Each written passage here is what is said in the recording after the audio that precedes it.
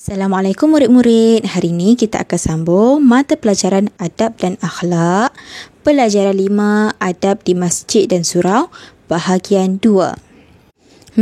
Ingat tak? Pada minggu lalu, Ustazah dah terangkan tentang adab ketika hendak masuk ke masjid dan surau, adab berada di dalam masjid dan surau, dan juga adab-adab ketika keluar dari masjid dan surau. Ingat lagi tak? Ustazah harap kamu ingat dan juga dapat mempraktiskan semua adab yang telah kamu pelajari. Baiklah, jom kita tengok kepada bahagian yang seterusnya, iaitu perkara-perkara yang dilarang ketika berada di masjid.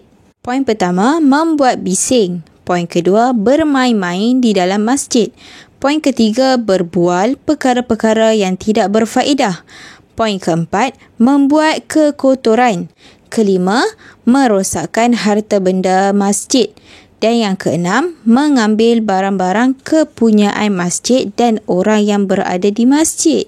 Kat sini terdapat 6 perkara yang dilarang ketika berada di masjid. Jadi kamu tolong jangan buat perkara-perkara tersebut. Membuat bising, bermain-main, berbuat perkara yang tak berfaedah. Sebab kita dalam masjid, bukannya dalam rumah. Jangan bersembang perkara yang tak membawa faedah. Apa saja yang kita sembang benda kebaikan dalam masjid, kita akan dapat pahala. Tapi kalau kita sembang benda yang tak baik, tak faedah, kita tak akan dapat pahala. Jadi rugi. Okey, dan yang seterusnya, membuat kekotoran. Jangan buat kotor di dalam masjid. Merosakkan harta benda masjid. Ada tasbih bagi putus. Ada Quran kamu bagi terkoyak ke. Ada paparehat tu kamu bagi patah-patah ke. Jangan rosakkan apa-apa harta benda masjid. Mengambil barang-barang kepunyaan masjid dan juga orang yang berada di masjid. Jangan. Barang siapa pun kita jangan curi. Jangan katakan dalam masjid, luar masjid sekalipun kamu jangan ambil barang yang bukan kepunyaan kamu. Seterusnya kita tengok pula kepada kelebihan menjaga adab di masjid dan surau. Pertama, mendapat ganjaran pahala daripada Allah Subhanahu Wa Taala. Kedua, dapat melaksanakan ibadah dengan selesa. 3, masjid yang makmur akan diberkati Allah Subhanahu Wa Taala. Sama juga contoh macam kamu duduk dekat rumah. Kamu tak sepakan rumah, kamu tak kotorkan rumah kamu. Kamu nak masuk rumah, kamu basuh kaki dulu. Beradab masuk rumah. Siapa suka? Mak ayah kita suka kan? Macam tu juga dengan rumah Allah. Bila kita jaga masjid, kita jaga surau. Siapa suka? Allah suka. Sebab itulah kita diberikan ganjaran pahala.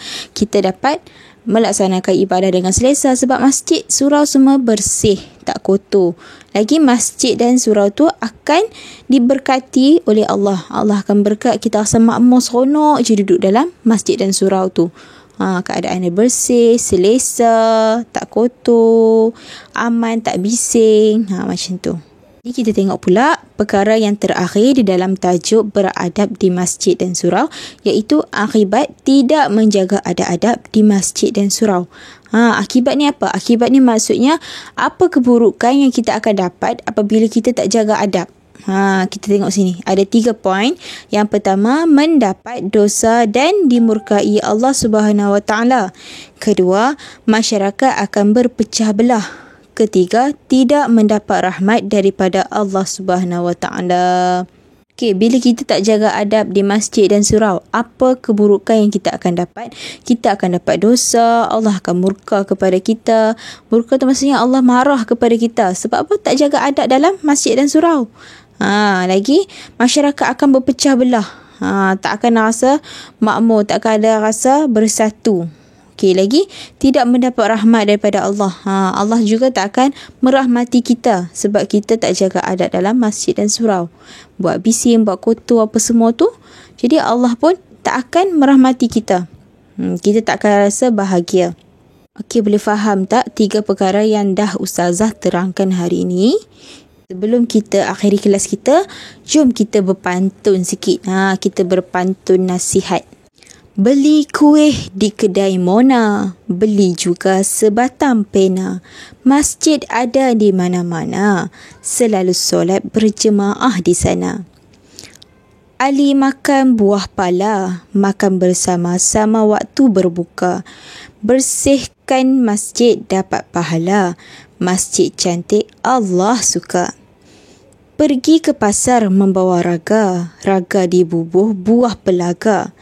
Adab dan akhlak hendaklah dijaga. Baik di masjid dan surau juga. Baiklah murid-murid, itu saja untuk kelas kita hari ini.